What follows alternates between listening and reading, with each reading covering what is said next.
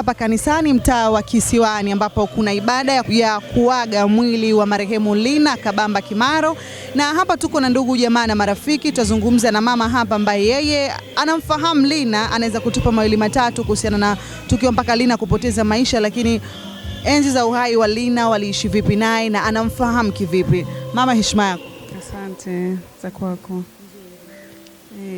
Lina ni mdogo wetu kwenye kikundi. Alikuwa ni mcheshi, yani sisi tukienda mahali bila uwepo wake tuna kama vile hakuna kitu. Alikuwa ni mcheshi, alikuwa ni mcha Mungu, alikuwa ukiwa na shule yote anakuja kwa wakati.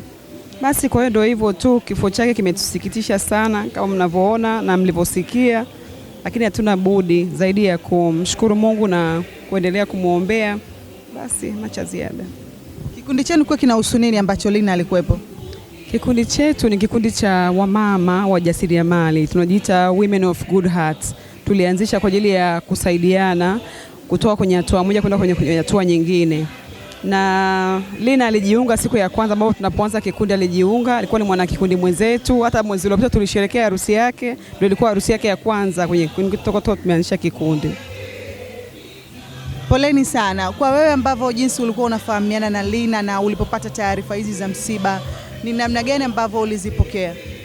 Nilizipokea kwa mshtuko mkubwa sana, kwa sababu jana yake tuliongea, alinipigia simu, tulikuwa kuna biashara nataka tufanye, na usiku wake alitutumia message kama kikundi chetu cha Women of Good Hearts kwamba jamani, naombeni mwaliko wa sikukuu kesho ili nakuja kwa nani.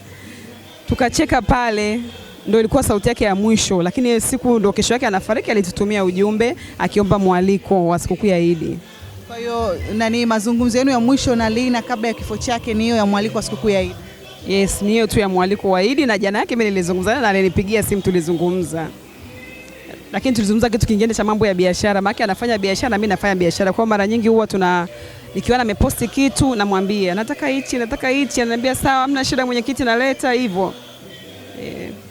Kwa wewe na Lina, ukaribu wenu jinsi ulivyokuwa, uliwahi kufika nyumbani kwake kuwaona labda wadogo zake na ni jinsi gani ambavyo alikuwa akiishi na ndugu zake? Hapana, sisi hatujawahi kufika nyumbani kwake zaidi ya kusherehekea harusi yake mwezi uliopita, na tuliwaona pale. Hata huyu ambaye ndo jambo limetokea tulimuona siku ya shughuli, lakini hajawahi kutukaribisha kutoka amehamia huku, lakini tumeishi naye Ubungo, sisi tunamfahamu kabla hajahamia huku. Awali alikuwa akiishi Ubungo? Ndio. Uliwahi kusikia labda kuna sintofahamu yoyote, ugomvi au kutokuelewana kati yake na mdogo wake ambaye ameweza kumchoma kisu? Hapana, hatujawahi kusikia kitu kama hicho kabisa. Kwanza ni mcheshi muda wote anatabasamu, hatujawahi kusikia. Poleni sana. Asante, tunashukuru.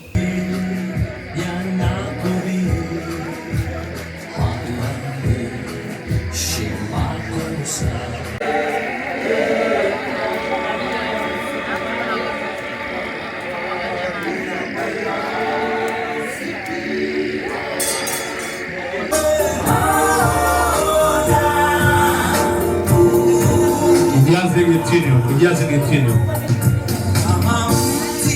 Hivyo.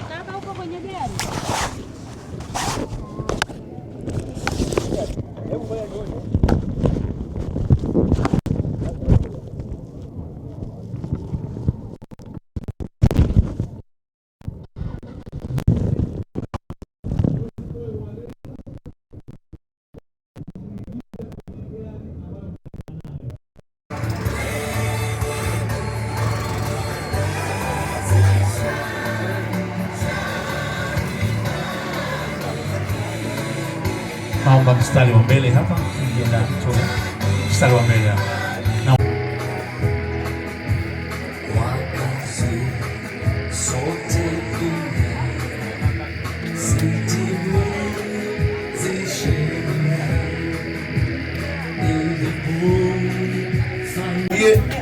waanze kuja kula sasa.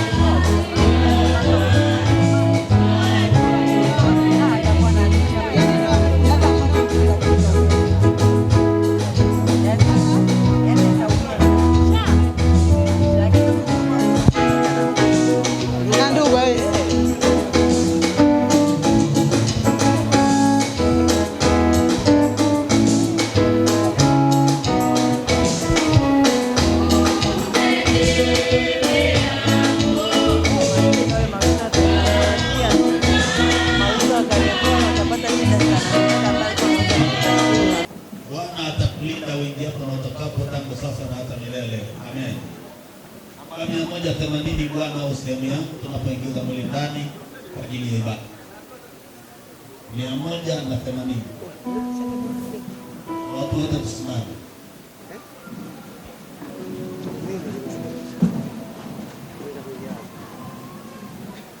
Bwana sehemu yangu. Hivyo ndivyo ambavyo mwili wa marehemu Lina Kabamba Kimaro ukiingizwa kanisani kwa ajili ya kufanyiwa ibada ya mwisho ili kuweza kuelekea katika makaburi ya Kisota ambapo atakwenda kupumzishwa katika makazi yake ya milele.